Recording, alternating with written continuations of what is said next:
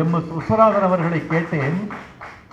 MS. அவர்களை கேட்டேன், உங்களுக்கு மூத்தவர் கே.வி. மகாதேவன் ஐயா அவர்கள், அவரை எப்படி மதிப்பிடுகிறீர்கள் என்று கேட்டேன். அவர் மாதிரி பொருள் தெரிந்து இசையமைப்பவர்களை நான் பார்த்ததில்லை என்று சொன்னார். ஊடகங்களுக்கு இது ஒரு முக்கியமான செய்தி. பொருள் தெரிந்து தமிழின் பொருளை வாங்கி இசையமைக்கக்கூடியவர் கே.வி. மகாதேவன் அவர்களை போல் யாரையும் பார்த்ததில்லை. ஒரு எடுத்துக்காட்டு சொல்ல முடியுமா? சொன்னார். கவிஞர் கண்ணதாசன் எழுதி கொடுத்திருக்கிறார் ஒரு பாட்டு, கடவுள் மனிதனாக பிறக்க வேண்டும், அவன் காதலித்து வேதனையில் வாட வேண்டும். இந்த பாட்டு, கடவுள் மனிதனாக பிறக்க வேண்டும், அவன் காதலித்து வேதனையில் வாட வேண்டும். இது என்ன சிறப்புன்னு கேட்டேன். ஐயோ, மாமா என்று அழைக்கப்படுவார் கே.வி. மகாதேவன். மாமா கடவுளை எங்க வச்சாரு தெரியுமா? எப்படி? கடவுள் மனிதனாக பிறக்க வேண்டும். என்ன சொல்றீங்க? கடவுள் உச்சத்தில் இருக்காரு. கடவுள் பிரிச்சார். மனிதனாக பிறப்பதற்கு அவன் தரைக்கு வர வேண்டும். அப்படியே கீழே கொண்டு வந்தார். அந்த உணர்வு, பொருள், அந்த செயல் எல்லாம் தெரிகிற மாதிரி இசையமைக்க வேண்டும். அன்பே எங்கள் பாதை என்பது முதல் வரி. இந்த அன்பே எங்கள் பாதையை ஒரு மேற்கத்திய வல்லிசை போட்டு, அன்பே அன்பே எங்கள் பாதை, இதுவே ஒரு வன்முறையாகிவிடும். ஆனால் அன்பே எங்கள் பாதை, அறிவே எங்கள் பயணம், அச்சமில்லா நெஞ்சம் கொண்டார் அழகாய் எங்கள் உலகம் என்று எளிமையாக எழுதியிருக்கிறார் மதன் கார்கி. மதன் கார்கி உணர்ந்து செயல்படுவார். எந்த இடத்தில் விஞ்ஞான சொற்கள் இட வேண்டும், எந்த இடத்தில் இலக்கிய சொல் பெய்ய வேண்டும், எந்த இடத்தில் எளிமையை கையாள வேண்டும், எந்த இடத்தில் பொருள் புரியாத வார்த்தைகளை போட வேண்டும், எந்த இடத்தில் பொருள் புரிகிற வார்த்தைகளை போட வேண்டும் என்று எழுதியிருக்கிறார். நண்பர்களே, இந்த வார்த்தையில் எதுவுமே புரியாதது இல்லை. எல்லோருக்கும் எல்லாம் புரிய வேண்டும். ஏன் தெரியுமா? குழந்தைகளுக்கான பாட்டு. குழந்தைகளுக்கு புரிகிற மொழியில் சொல்ல வேண்டும்.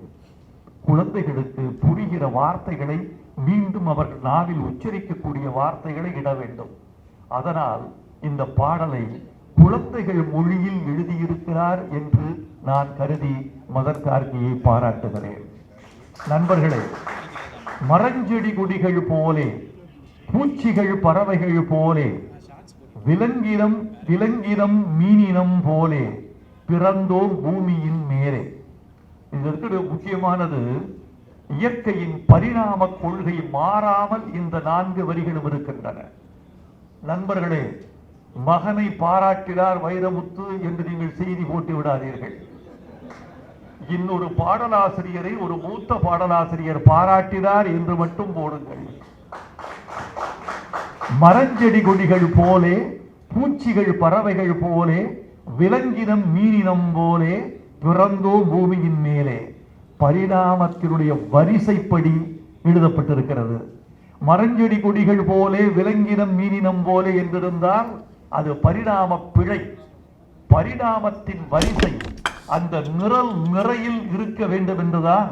முதலில் தாவரங்கள், பிறகு பூச்சிகள் பறவைகள், பிறகு விலங்கினம் மீனினம், பிறகு குரங்கு, பிறகு மனிதன் என்ற பரிணாம வரிசையில் இந்த பாடலை, இந்த 4 வரிகளை எழுதியிருப்பதற்காக மதன் கார்கிக்கு டார்வின் சார்பில் நன்றி சொல்கிறேன்.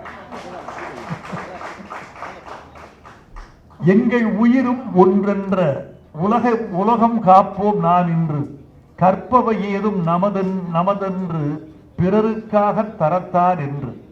கற்பவையெல்லாம் நமக்கல்ல, பிறருக்கு தரத்தான். அறிவிதான் ஆகுவதுண்டோ பிரிதின் நோய் தன்னோய் போல் போற்றா கடை என்ற திருக்குறளை எளிமைப்படுத்தி பிள்ளைகளுக்கு சொல்லப்பட்டிருக்கிறது இந்த பாட்டில். மிக முக்கியமான ஒரு செய்தி. அறிவு என்றால் என்ன? அச்சமில்லாதது அறிவு, அச்சத்தை களைவது அறிவு என்பதுதான் உலக அறிஞர்கள் ஒப்புக்கொண்ட உண்மை. மனிதன் அச்சத்தோடு பிறக்கிறான், அச்சத்தோடு வாழ்கிறான். மிக முக்கியமாக அச்சமின்றி கற்க வேண்டும் என்ற ஒரு செய்தியை இந்த மன்றம் கவனத்தில் கொள்ள வேண்டும் என்று நான் கருதுகிறேன். காரணம், வகுப்பறை ஒரு அச்சம், பள்ளிக்கு போவது ஒரு அச்சம். ஞாயிற்றுக்கிழமை இரவில் தொடங்கி திங்கட்கிழமை விடிந்தால் பேரச்சம். ஆசிரியரை பார்த்தால் அச்சம், தேர்வை பார்த்தால் அச்சம், தேர்வு தாளை பார்த்தால் அச்சம், தேர்வு முடிவை பார்த்தால் அச்சம்.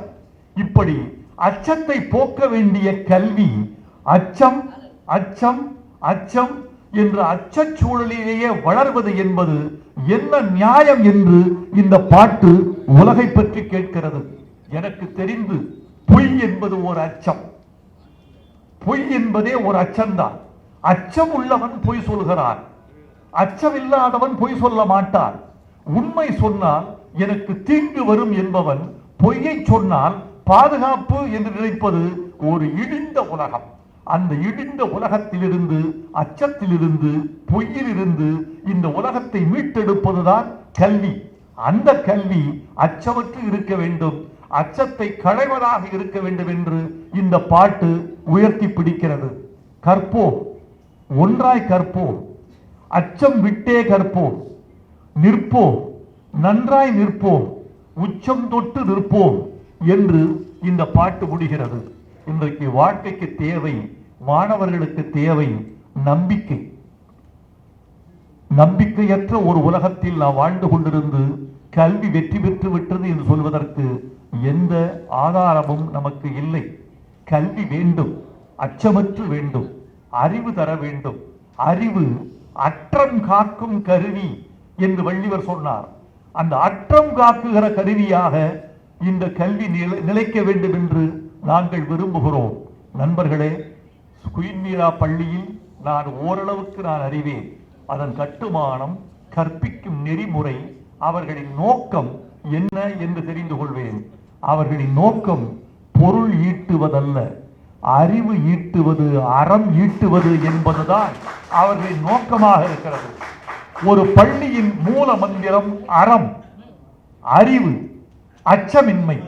இந்த மூன்று மட்டும் இருந்தால் இந்தியா உலகத்தின் வல்லரசாக திகழக்கூடிய நாள் தூரத்தில் இருக்காது. அது வரைக்கும் பொருளாதார வல்லரசு, விஞ்ஞானத்தில் வல்லரசு, ஆயுதத்தில் வல்லரசு, இராணுவத்தில் வல்லரசு என்பதெல்லாம் நிலைக்காது. உலகத்தில் எந்த வல்லரசு நிலைக்கும் தெரியுமா? அறிவு, அன்பு, அச்சமின்மை என்பதை மூலதனமாக கொண்ட நல்லரசு மட்டும்தான் வல்லரசாகும். இதை உலகத்திற்கு சொல்வதற்குத்தான் இந்த விழா. நண்பர்களே, இந்த விழா ஒரே ஒரு கருத்தை முன்னிறுத்துகிறது. இன்றைக்கு தமிழ் வாய்ப்பு கிடைத்தால் உலகமெல்லாம் சென்று எட்டும் என்று நினைக்கிறேன். சொல்லாதது நமது குறைவு.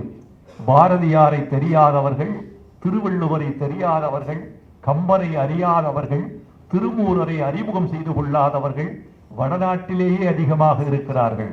பிறகு உலகம் எப்படி வள்ளுவன் தன்னை உலகினுக்கே தந்து வான்புகள் கொண்ட தமிழ்நாடு என்று சொல்கிறோமே, வள்ளுவன் தன்னை உலகினுக்கு தந்தோ யார் வாங்கிக் கொண்டார்கள் என்பதுதான் கேள்வி.